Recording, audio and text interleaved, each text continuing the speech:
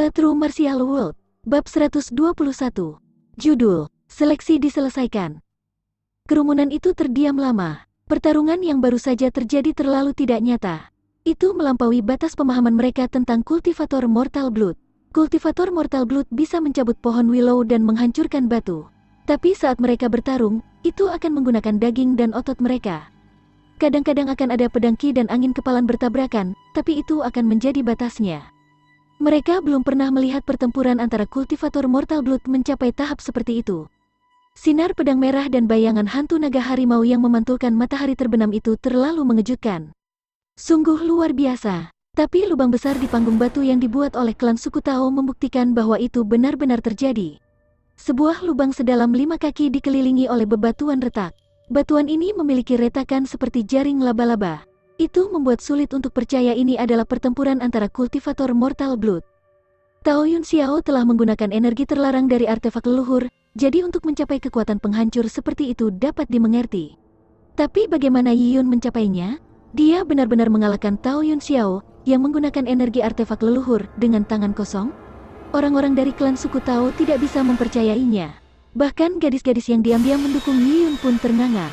Pikiran mereka kosong. Di antara mereka, ada yang melecehkan Yi Yun sehari sebelumnya. Yi Yun ini, yang tampak seperti adik kecil dari sebelah, sebenarnya memiliki kekuatan yang menakutkan. Mereka merasa seperti sekelompok tikus kemarin, melecehkan dinosaurus. Untungnya dinosaurus itu tidak mengamuk, atau hasilnya tidak akan terpikirkan. Manifestasi Yuan Qi, itu memang manifestasi dari Yuan Qi. Hanya dengan menggunakan kekuatan surga bumi Yuan Qi dia bisa memiliki kekuatan penghancur seperti itu. Pemimpin klan suku Tao tampak sedih saat dia merosot kembali ke kursinya. Manifestasi Yuan Qi, bagaimana bisa? Sebenarnya pemimpin tidak perlu mengkonfirmasi ini karena banyak orang tahu bahwa serangan Yi Yun adalah manifestasi dari Yuan Qi. Bagaimanapun, gambar harimau ilahi yang menggeram dan naga emas ungu yang melonjak masih terpatri di mata mereka. Apalagi yang bisa selain manifestasi Yuan Qi? Orang-orang dari klan suku Tao tidak tahu tentang udara ungu datang dari timur atau minute subtlety. Tetapi untuk manifestasi Yuan Qi, mereka mengetahuinya dengan sangat baik. Hanya ada satu alasan, karena di seluruh klan suku Tao, hanya satu orang di antara generasi muda yang mampu mewujudkan Yuan Qi, dan itu adalah Huya. Huya telah mencapai tahap tengah Purple Blood dan hanya selangkah lagi untuk mencapai kondisi tubuh yang diperkuat, denyut naga. Karena itu, dia bisa menggunakan manifestasi Yuan Qi. Kemarin, Huya telah menunjukkan manifestasi Yuan Qi di atas panggung dengan tepuk tangan meriah. Mereka sangat gembira karenanya, dan mendiskusikan makanan mereka dengan penuh semangat. Huya adalah kebanggaan klan suku Tao. Sebelumnya, Yi Yun telah menjadi terkenal di babak penyisihan dan semifinal, menyebabkan elit klan suku Tao menghindar karena malu. Tapi Huya telah mengembalikan harga diri mereka. Tapi sekarang, Yi Yun juga telah mencapai tahap menggunakan manifestasi Yuan Qi. Bagaimana mungkin ini bisa terjadi? Bukankah manifestasi Yuan Qi adalah sesuatu yang hanya bisa digunakan oleh Purple Blood terbaik? Huya hanya berhasil melakukannya di tahap pertengahan alam Purple Blood. Yi Yun berada di ranah puncak pengumpulan Qi. Namun, dia berhasil memahaminya. Mengabaikan bakat, bisakah Yi Yun juga jauh lebih baik dari Huya dalam hal kekuatan? Seseorang dari klan suku Tao berkata, mereka tidak bisa menerimanya. Kekuatan Yi Yun tidak bisa lebih besar dari Huya. Tetapi perwujudan Yuan Qi bukanlah sesuatu yang dapat dikendalikan oleh orang yang kuat. Bahkan beberapa Purple Blood puncak tidak bisa mengendalikan manifestasi Yuan Qi. Manifestasi Yuan Qi ini tergantung pada persepsi seseorang. Ini adalah ukuran kemampuan seorang kultivator untuk mengontrol energi. Selain itu, jika seorang kultivator Mortal Blood berhasil mencapai tubuh temperate, denyut naga, maka dia akan dapat memperoleh kemampuan untuk mewujudkan Yuan Qi sebelum alam Purple Blood. Seorang kultivator dari klan suku Tao menjelaskan. Ini tidak menyelesaikan keraguan mereka, tetapi membuat mereka semakin terkejut. Mereka tercengang. Tubuh tempering, denyut naga. Yi Yun telah mencapai keadaan seperti itu. Mereka sudah lama mendengar dari pemimpin bahwa Huya adalah seorang jenius yang langka, tidak terlihat di klan suku Tao selama ratusan tahun. Kuncinya adalah bahwa dia berusia 18 tahun, dan hanya selangkah lagi dari alam tubuh yang diperkuat, denyut naga.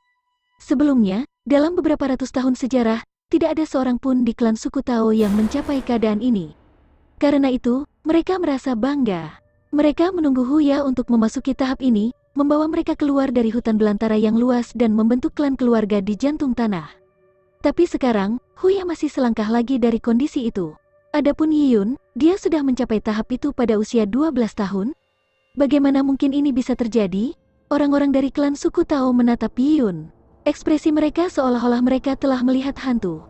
Mereka tidak bisa mempercayainya.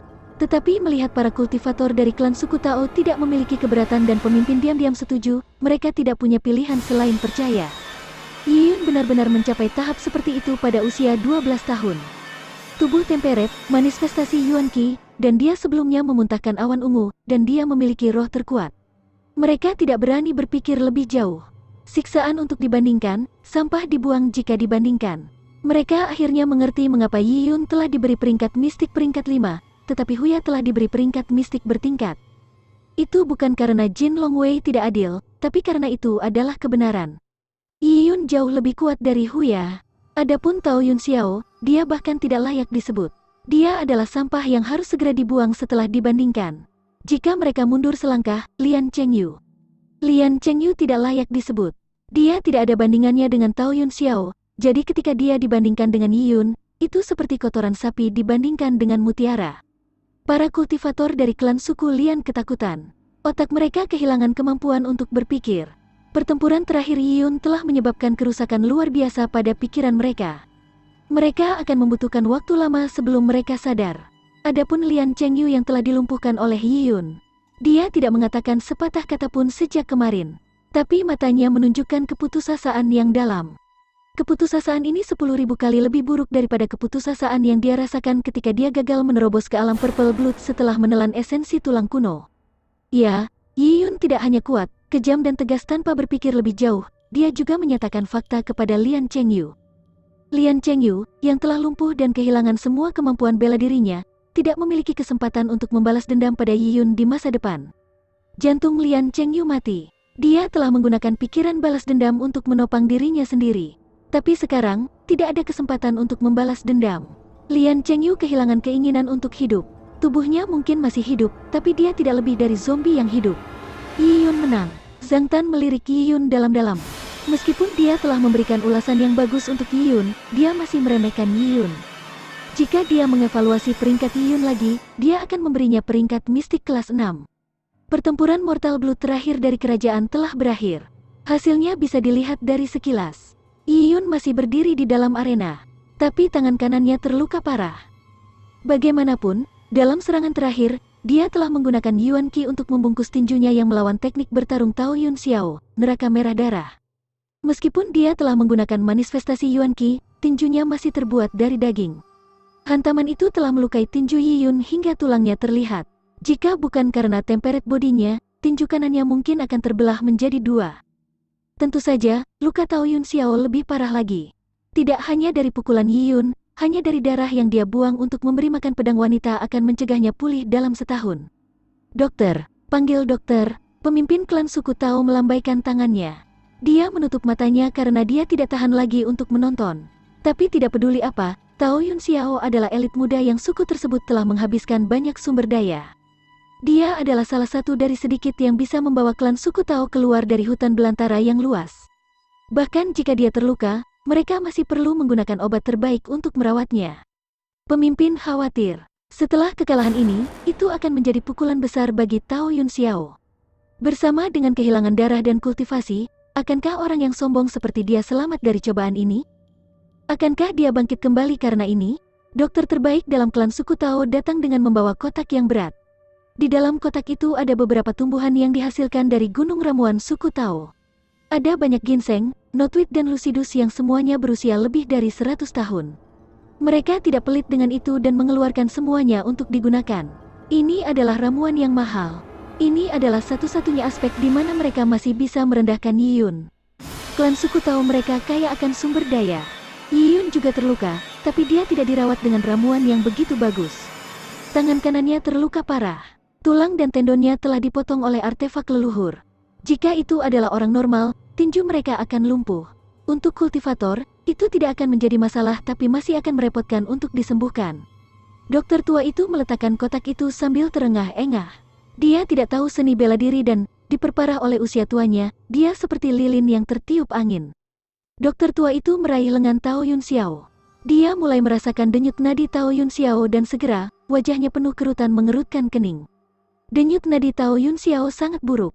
Dokter tua itu merasa kemungkinan dia untuk menyembuhkan Tao Yun Xiao hampir nol. Zhang Tan melambaikan tangannya, menunjuk dokter dari Jin Long Wei untuk membantu. Jin Long Wei memiliki beberapa obat penyelamat hidup, tapi itu hanya bisa mencegah kematian. Itu tidak bisa mengisi kekurangan darah. Faktanya, obat-obatan yang dapat mengisi darah tidak ternilai harganya. Itu lebih mahal daripada beberapa relik tulang kuno.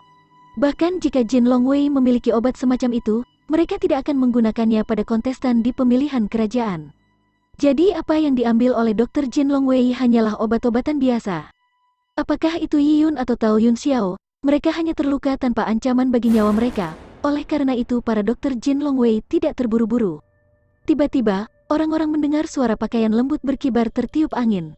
Saat mereka mengangkat kepala, mereka melihat seorang gadis berbaju putih melayang turun dari kapal terbang.